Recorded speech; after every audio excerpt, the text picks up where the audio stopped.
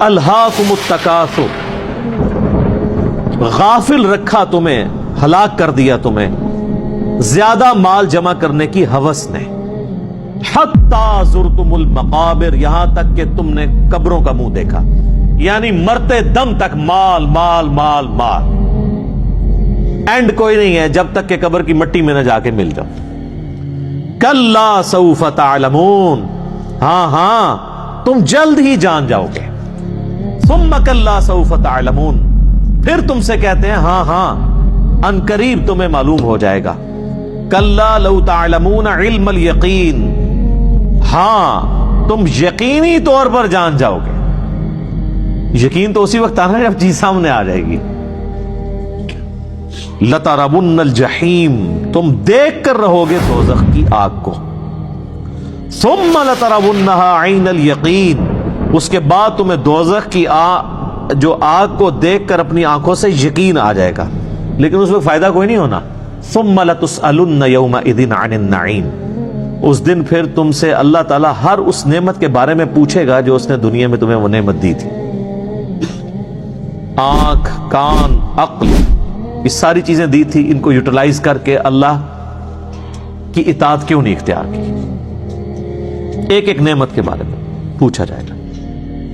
قیامت مضمر ہے جی سورت کے اندر۔ اس وقت امت کا سب سے بڑا مسئلہ یہی ہے،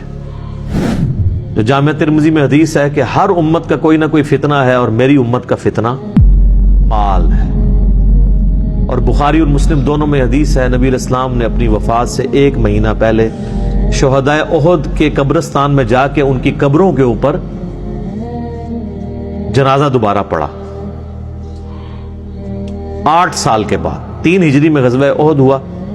اور 11 ہجری میں نبی علیہ السلام کی وفات ہوئی، تو آپ نے اپنی وفات سے 1 مہینہ پہلے وہاں پہ خطبہ دیا۔ میں نے کربلا والے ریسرچ پیپر میں خطبہ ڈالا بھی ہوا ہے۔ آپ علیہ السلام نے قبرستان میں خطبہ دیا عبرت کے لیے کہ مرنے کے بعد سب نے ادھر ہی آنا ہے، چونکہ آپ بھی دنیا سے جا رہے تھے، آپ کو اللہ نے بتا دیا۔ اور حدیث کے الفاظ ہیں، عقبہ بن عامر کہتے ہیں کہ میں نے آخری دفعہ رسول اللہ کو ممبر پہ اسی دن دیکھا تھا، اس کے بعد میں نے حضور کو ممبر پہ چڑھے ہوئے نہیں دیکھا۔ آپ فرمایا لوگوں، اللہ تعالیٰ نے مجھے اپنا حوض کوثر یہیں پہ دکھا دیا ہے، اس وقت میرا ممبر میرے حوض کوثر پہ لگا ہے، میں تمہارا پیش رو ہوں، یعنی میں آگے جانے والا ہوں، تم میرے بعد میرے پیچھے آؤ گے۔ ظاہر ہے نبی علیہ السلام نے ایک دعوت کھڑی کی تھی، اتنی محنت سے اپنی ایک ٹیم تیار کی تھی،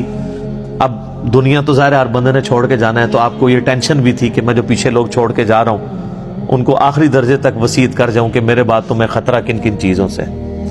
آپ نے فرمایا مجھے اپنے بعد تم سے یہ ڈر نہیں کہ تم دوبارہ سے بت پرستی میں مبتلا ہو جاؤ، شرک کرنے لگ پڑو، یہ تو مجھے کانفیڈنس ہے کہ تم، یعنی اپنے صحابہ کے بارے میں آپ کو ایک گارنٹی تھی، تربیت یافتہ جو لوگ تھے، کہ یہ شرک میں مبتلا نہیں ہوں گے، البتہ مجھے یہ ڈر ہے کہ تم میرے بعد دنیا کے مال میں پھنس جاؤ گے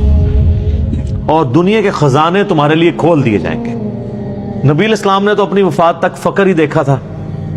بخاری اور مسلم دونوں میں حدیث ہے، اما عائشہ کہتی ہیں کہ نبی علیہ السلام کی وفات تک ہماری یہ حالت تھی،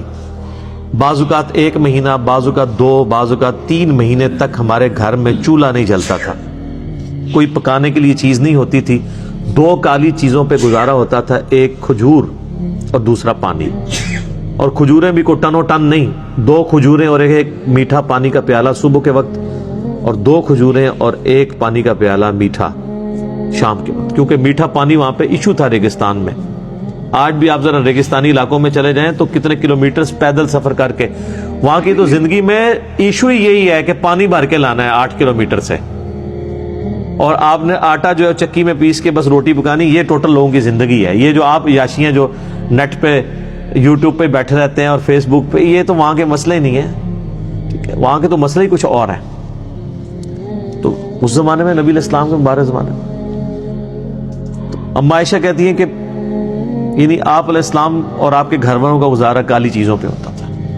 اب ظاہر نبی علیہ السلام کو ٹینشن تو تھی کہ میرے بعد جب دنیا کے خزانے کھول دیے جائیں گے، تو مسلم شریف کے آگے الفاظ ہیں اس شہدائے احد والے قبرستان میں جو خطبے میں آپ نے فرمایا کہ مجھے خطرہ ہے کہ تم دنیا کے مال میں پھنس جاؤ گے، دنیا کی محبت میں ایک دوسرے کو قتل کرو گے،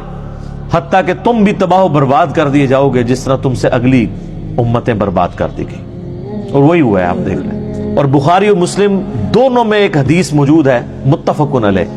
کہ نبی علیہ السلام نے یہی سورت پوری تلاوت کی، پوری سورت پڑھنے کے بعد کہا کہ آدمی کہتا ہے میرا مال میرا مال میرا مال، یہی کہتے کہتے مر جاتا ہے، حالانکہ تیرا مال تو وہ ہے جو تو نے کھا پی لیا یا پہن کر بوسیدہ کر لیا کپڑے، یا آخرت میں اللہ کے لیے بھیج کے اللہ کی راہ میں خرچ کر کے اپنے لیے سٹور کر لیا، یعنی جو اللہ کی راہ میں خرچ کرتے ہو یہ تمہارا مال ہے، باقی تو تیرے وارثوں کا مال ہے۔ بخاری اور مسلم دونوں میں حدیث ہے، نبی علیہ السلام نے فرمایا انسان کے 3 دوست ہیں، ایک ہی ساتھ جاتا ہے، 2 باہر ہی رہ جاتے ہیں، اس کے رشتہ دار اور مال یہ قبر سے باہر رہ جاتے ہیں، اور اس کے اعمال قبر میں ساتھ جاتے ہیں۔ بخاری اور مسلم دونوں میں حدیث موجود ہے، نبی علیہ السلام نے فرمایا کہ ابن آدم کے پاس اگر سونے کی 2 وادیاں ہونا تو وہ کہے گا تیسری بھی آ جائے، اس کا پیٹ صرف قبر کی مٹی بھرے گا۔